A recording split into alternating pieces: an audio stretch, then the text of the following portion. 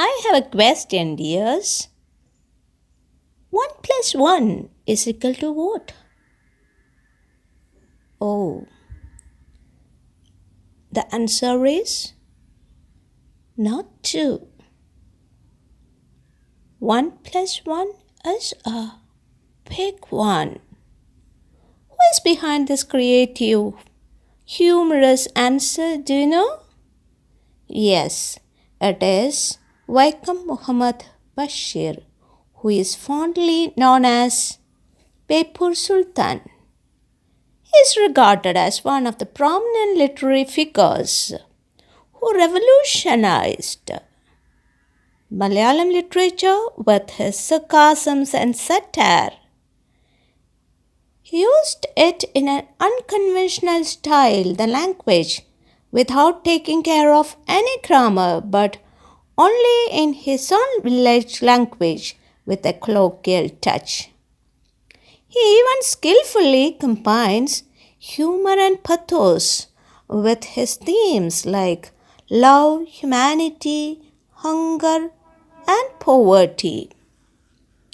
Vaikom Mohammed Basheer was a humanist, freedom fighter, novelist, and short story writer. He was a humanist because he considered other creatures on the earth as his fellow beings.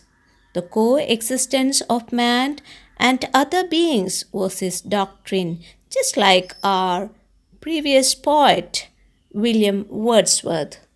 We'll see such a universal love towards the other creatures humorously presented in our next lesson, The Snake and the Mirror, written by this prominent literary figure, Vaikom Mohammed Basheer. Has a snake got any connections with a mirror? Does a snake look into a mirror? Funny question. Aren't you curious to know it? Listen to the story. Has a snake ever coiled itself round any part of your body? A full-blooded cobra? All of us fell silent. The question came from the homeopath. The topic came up when we were discussing snakes. We listened attentively as the doctor continued with the tale. It was a hot summer night about 10 o'clock.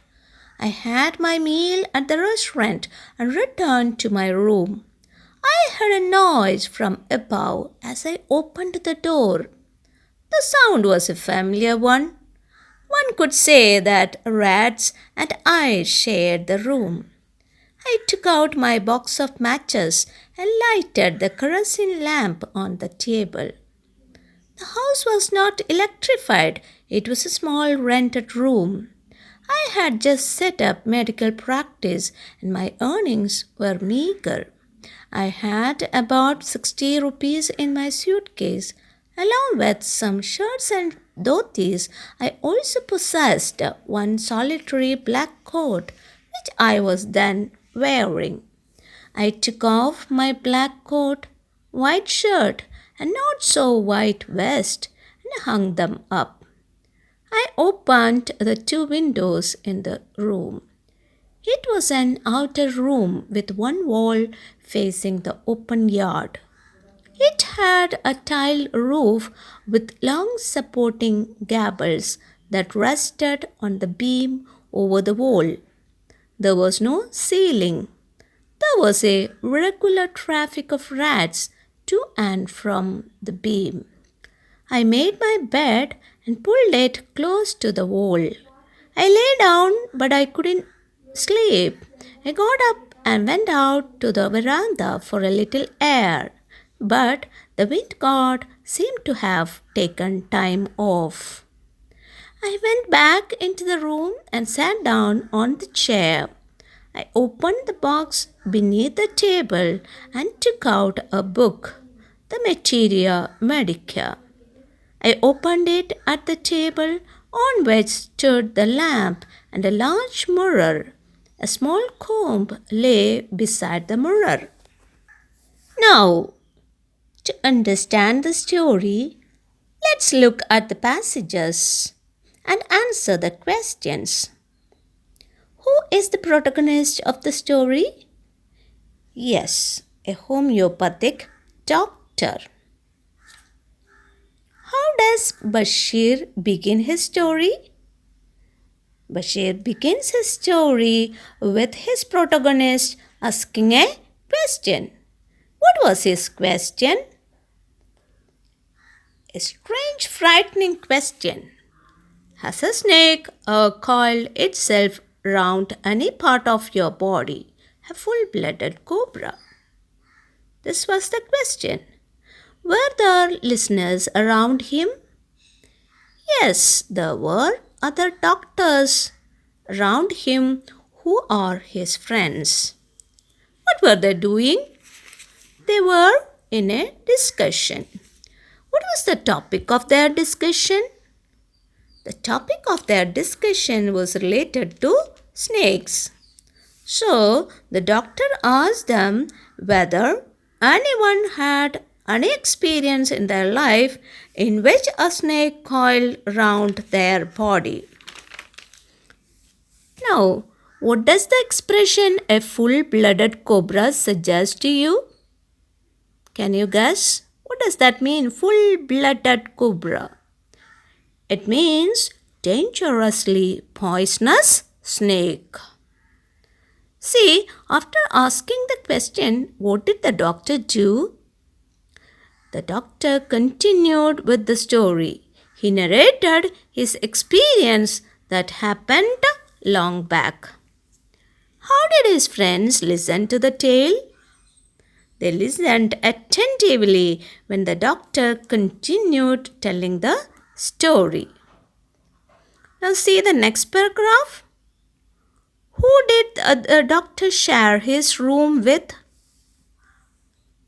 The doctor shared his room with rats. Oh, how miserable was the doctor's condition. He was living alone. Rats were his roommates. Can't you guess out his living condition from that? Where did he live? He lived in a small room. Was he the owner of the room? No, he was not the owner of the room. He lived in that room on rent, that is, by paying money. What did he hear when he opened the door? He heard a noise from above. The sound was a familiar one. What was the sound? The doctor thought it was the sound of rats moving across the beam. Now answer me, when did the story take place?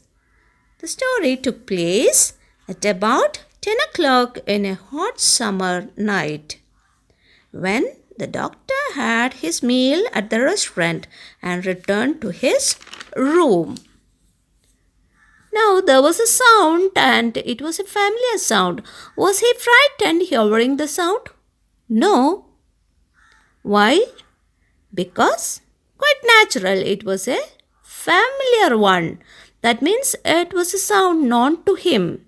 He knew such a sound was from rats. Why did he take out his matchbox and light the kerosene lamp on the table? Was it out of fear? No, it was because the house was not electrified. Do you think the doctor was rich? No, he was poor.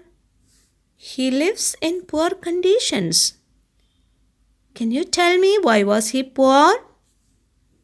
He had just set up his medical practice and his earnings were meager. Meager means so less. He just started the practice, So, naturally, his income is less. What all things did he possess? He had about 60 rupees in his suitcase, along with some shirts and dhotis. The dhotis means munda. He also possessed one single black coat which he was then wearing. Now, after lighting the lamp, what did he do? He removed. Took off means removed. He removed his black coat, white shirt, and not so white vest, and hung them up, suspended them up, and opened the two windows in the room. See the words, not so white vest. What impression do you get about the doctor at this point? Is he hygienic? A doctor is expected to be keeping cleanliness. What a contrast! A doctor who should maintain hygiene is not so hygienic. Not so white vest. The inner shirt, that is the banyan, reveals that it doesn't keep much cleanliness. Now, in the next sentences, you get a clear picture about the doctor's room. Can you describe it? Yes. We know already it was a small rented room with two windows. Now, other details. There was a table in the room with a kerosene lamp on it. Why? Since it was not an electrified room. It was an outer room with one wall facing the open yard, the outer part of the room, yard. The roof of it was not concreted one, but a tiled roof with long supporting gables that rested on the beam over the wall. There was no ceiling for it. There was a regular traffic of rats to and from the beam. Now, what did the doctor do after opening the windows? He made his bed. Of course, he arranged his bed and pulled it close to the wall and lay down on it. Was he able to sleep? Why couldn't he sleep? And why did he go out to the veranda? Oh, it was because the room was so hot. Don't you remember? It was summer season. There was no wind or air. That was why he opened the windows. And finally, he went out to the veranda for a little air. Now, find out what is the beautiful expression used by Basheer to express the above idea that the weather was so hot. Yes, this is the beautiful expression. The wind god seemed to have taken time off. That is, the wind god was not on duty, but he was enjoying a holiday. That means there was no wind at all. Next, what did the doctor do? He went back into the room from the veranda and sat down on the chair. He opened the box under the table and took out a book. What was the book that he took out for reading? Maybe for referring? He is a doctor, you know. Yes, it was the Materia Medica, a reference book for homeopathic doctors. What else was on the table other than the book and the kerosene lamp? Yes, see that picture? There was a large mirror. A small comb also lay near to the mirror. What has got this large mirror to do with this doctor? It surely has some significance in the story, don't you think so?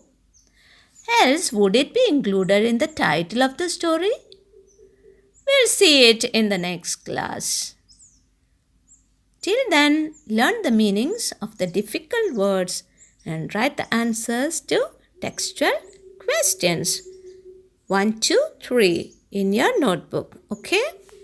Thank you.